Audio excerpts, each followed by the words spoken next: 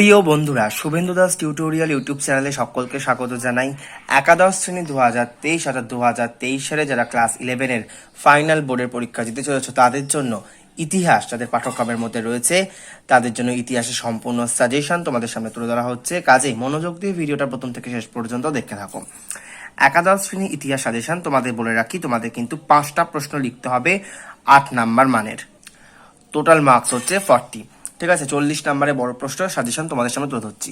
কোন কোন অধ্যায় থেকে আসবে? দ্বিতীয় অধ্যায়, আদিম মানব থেকে প্রারম্ভিক সভ্যতা সমূহ। এখান থেকে কিন্তু দুটো প্রশ্ন করা হবে, একটি প্রশ্ন লিখতে হবে।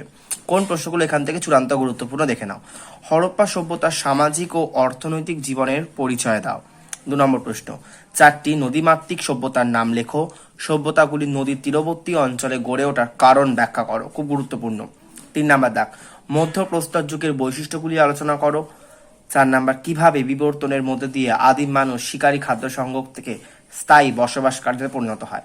এই 4টে প্রশ্ন পড়লে এখান থেকে দুটো প্রশ্ন কমন পাবে, তার মধ্যে থেকে একটি প্রশ্ন তোমাদেরকে লিখতে হবে।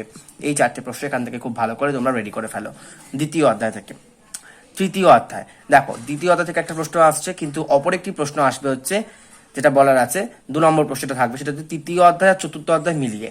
অর্থাৎ তৃতীয় অধ্যায় থেকে প্রশ্ন থাকবে একটা এবং চতুর্থ অধ্যায় থেকেও প্রশ্ন থাকবে একটা, মাঝখানে থাকবে অর, যে কোনো একটা প্রশ্ন লিখতে হবে।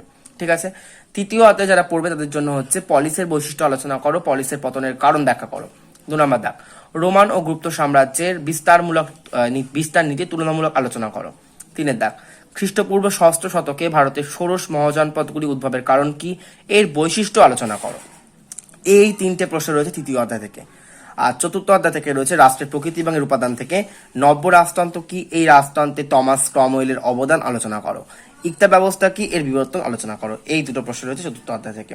অর্থাৎ 3 নম্বর আর 4 নম্বর মিলিয়ে কিন্তু একটা প্রশ্ন করা হবে। তাহলে দ্বিতীয় থেকে একটা প্রশ্ন, তৃতীয় আর চতুর্থ মিলিয়ে একটা প্রশ্ন, দুটো প্রশ্ন আমাদের কিন্তু হয়ে গেল।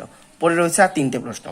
এই আজকের ভিডিওতে দেখানো প্রশ্নগুলো যদি তোমরা পিডিএফ আকারে পাও বা ফটোকপি রূপে পেতে চাও, তাহলে কিন্তু তোমরা ইনস্টাগ্রামে চলে আসো। ইনস্টাগ্রামে কিন্তু আমি ভিডিও পরবর্তীকালে কিন্তু ফটোগুলো আপলোড করে দেওয়া হয়, সেখান থেকে তোমরা কিন্তু নিজের মোবাইলে সেভ করে রাখতে পারবে। ঠিক আছে, ইনস্টাগ্রাম আইডি কিন্তু স্ক্রিনে দেখতে পাচ্ছ এবং ডিসক্রিপশন বক্সে ইনস্টাগ্রাম আইডির লিঙ্ক কিন্তু দেওয়া রয়েছে। আমাদের পঞ্চম অধ্যায় অর্থনীতির বিভিন্ন দিক, এখান থেকেও কিন্তু একটা প্রশ্ন করা হবে, তোমাদেরকে লিখতে হবে। প্রাচীন রোম ও প্রাচীন ভারতের দাসপ্রথার তুলনামূলক আলোচনা করো, খুব ভালো করে রেডি করবে। মধ্যযুগে ইউরোপে গিল্ড প্রতিষ্ঠার কারণ ব্যাখ্যা করো। ঠিক আছে, 3 নাম্বার দাগে রয়েছে ইউরোপের সামন্ততন্ত্র পতনের কারণগুলি ব্যাখ্যা করো এবং 4 নাম্বার রয়েছে ম্যানর ব্যবস্থার বৈশিষ্ট্যগুলি আলোচনা করো। এই 4টে প্রশ্ন রয়েছে পঞ্চম অধ্যায় অর্থনীতির বিভিন্ন দিক, এখান থেকে কিন্তু একটা প্রশ্ন আসবে। অর্থাৎ আমাদের 3টে প্রশ্ন কিন্তু কমপ্লিট হলো। চতুর্থ প্রশ্ন যেটা আসবে তো 6ষ্ঠ অধ্যায় থেকে সামাজিক ঘটনার স্রোত, এখান থেকেও দুটো প্রশ্ন করা হবে, একটা মাঝখানে অর থাকবে। বর্ণ প্রথার বৈশিষ্ট্য কি, বর্ণ ও জাতির ধারণার মধ্যে পার্থক্য লেখো। প্রাচীন ভারতের নারী শিক্ষার উপর একটি টিকা লেখো। নেফারটিতি ও ক্রিপ্টেটার ভূমিকা আলোচনা করো। প্রাচীন ভারতের রাজপুত জাতির উৎপত্তি এবং ভারতের জাতীয় জীবনে তাদের অবদান সম্পর্কে আলোচনা করো। এই 4টে প্রশ্ন কিন্তু রয়েছে 6ষ্ঠ অধ্যায় থেকে চূড়ান্ত গুরুত্বপূর্ণ। সপ্তম অধ্যায় ধর্ম, এখান থেকে কিন্তু কোনো রকম অর থাকবে না, একটি প্রশ্ন করা হবে, একটি লিখতে হবে।